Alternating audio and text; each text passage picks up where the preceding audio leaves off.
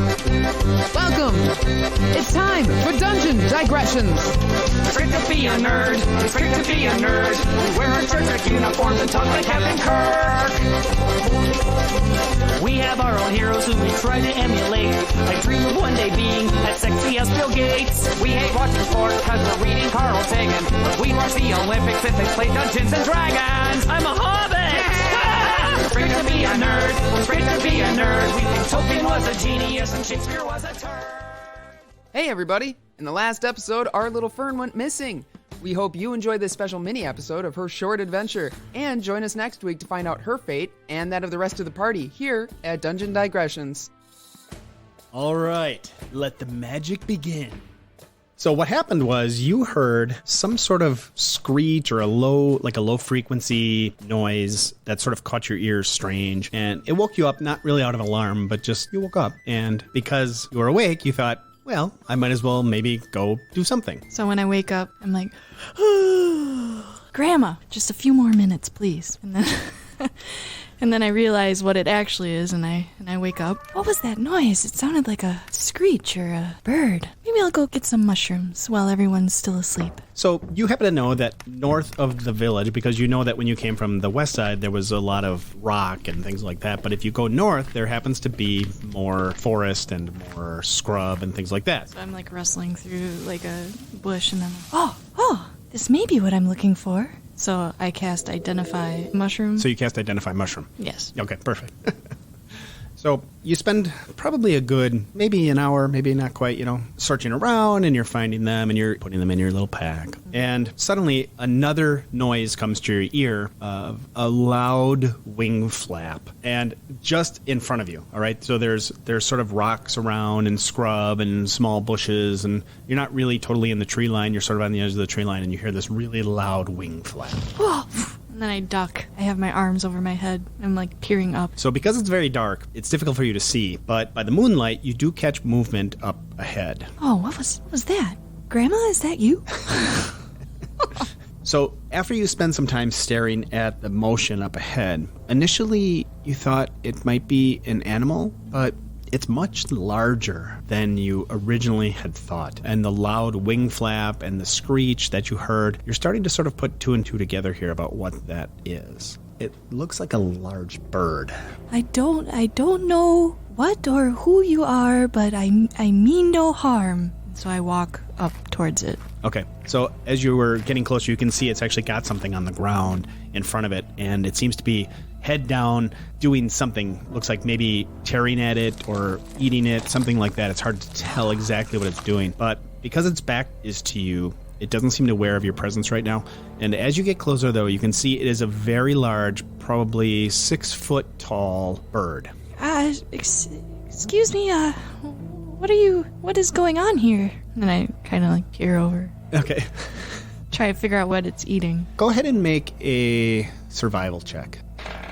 Wow. Okay. That's good. Yeah. So you know that these sorts of animals come from a very mountainous region, and because you are in a space right now where you are sort of on the edge of the mountains, you're near an area where you know that it's not terribly unusual to maybe see a bird like this, but they're not super common. So this by itself looks to be, it's hard to tell, but you can see the lighter colored head, so it looks to be maybe a larger eagle, and it's definitely something that you would only see in the high mountains. But right now, it looks like it maybe grabbed a small horse or a donkey or something, and it appears to be eating it. Can I just tug on one of its like feathers or something? Okay, you're going to try to get close to it. All right. I'm going to get close to it, definitely. Since it's eating, it's already preoccupied. So. Okay. Excuse me.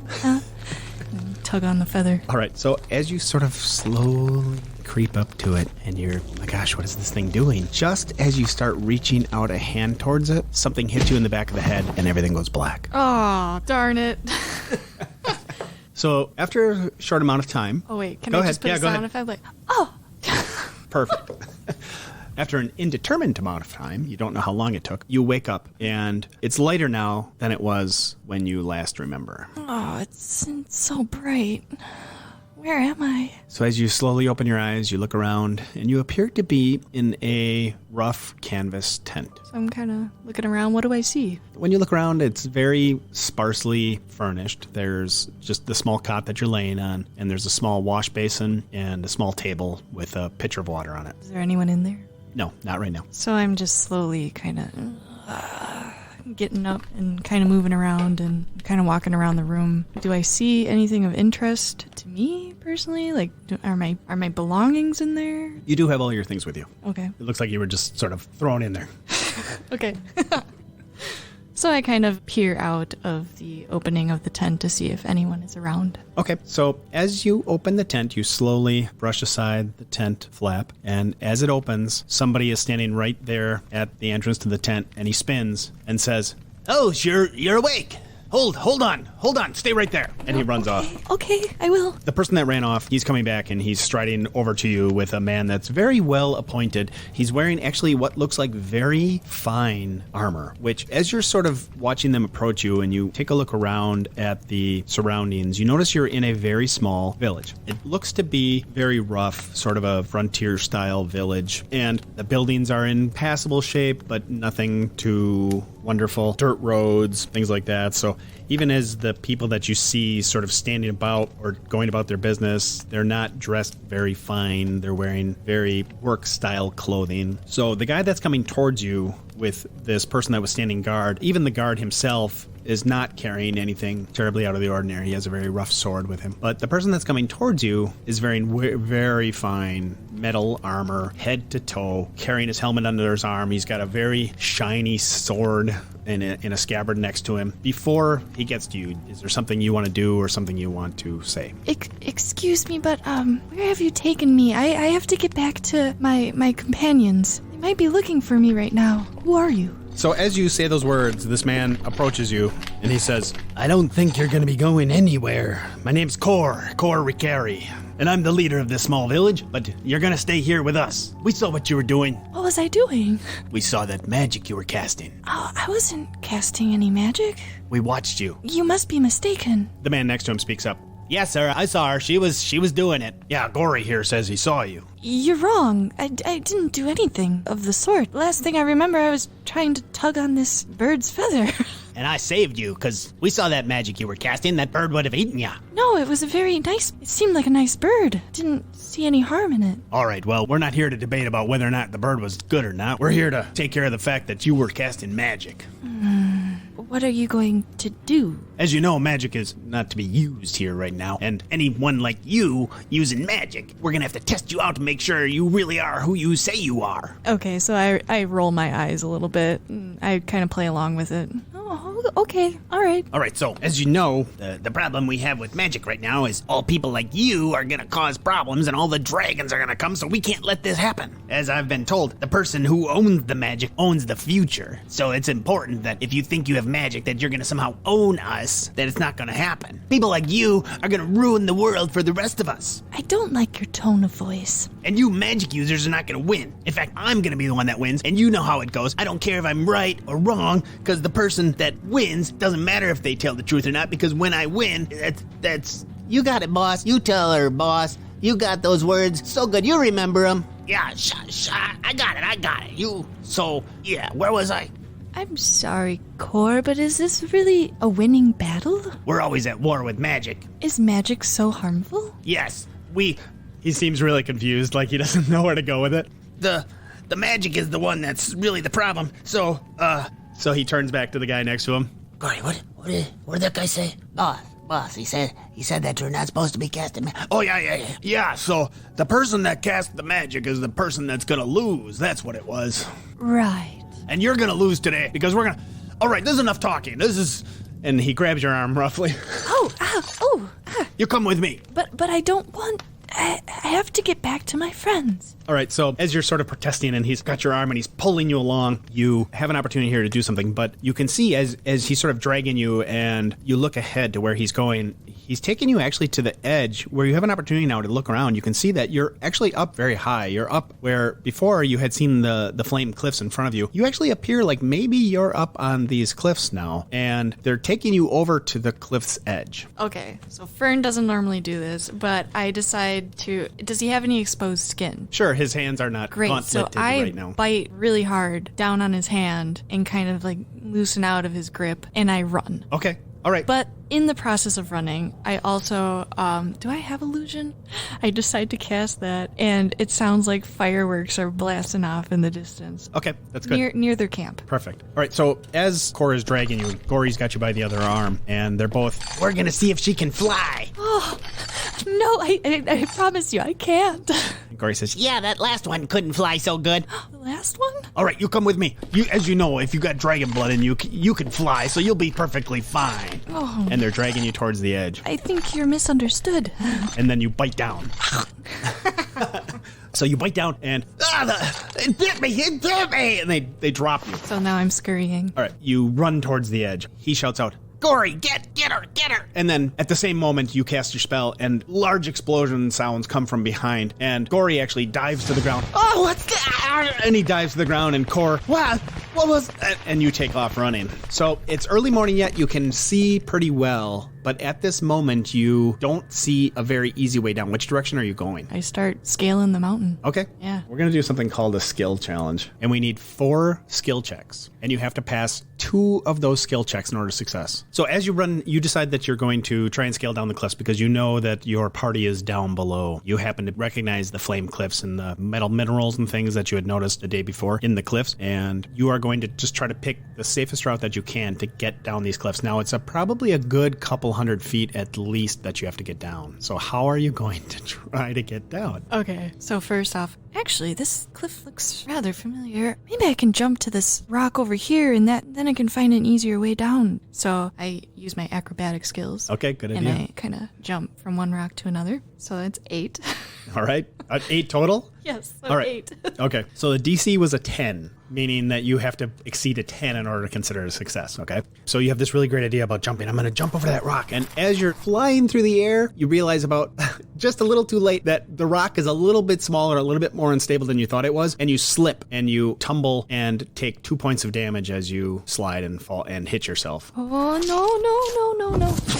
So luckily you catch yourself. Whew. Oh, that was close. Okay, maybe that wasn't the best idea. Then I decide to take it easy and, why not? Let's do athletics. So I'm shimmying down. Okay. So I'm taking baby steps this time. I'm just gonna watch my step and hopefully get down. All right, let's see if you can do it. 8. 8 total? Oh, boy. Poor little Phern is not as athletic or dexterous as really we had hoped. You think, I'm just going to take a quick moment here and I'm going to slowly... Oh, look, I can see a root there, and I'm going to hold on to that root, and I'm going to shimmy down this little root, and you're holding on, and oh no, it's a little harder than you thought. Your grip comes loose, and you fall. Ah! She laughs all the way down as you're banging your head off the rocks. Oh. Okay, so unfortunately, you lost 2 of your 4 already. Poor little Phern couldn't hold on, and your grip gave out, and you fall. Actually tumble pretty hard against the rocks as you're falling. Fortunately, you do find yourself not free falling, but sort of banging against different rocks and shrub and different roots and things that happen to be on the cliff face as you're falling. You fall not a full couple hundred because you were maybe 50 feet down, but you fall a good 100 plus feet, and you hit the ground hard. Oh. You are unconscious. That's the last thing you know.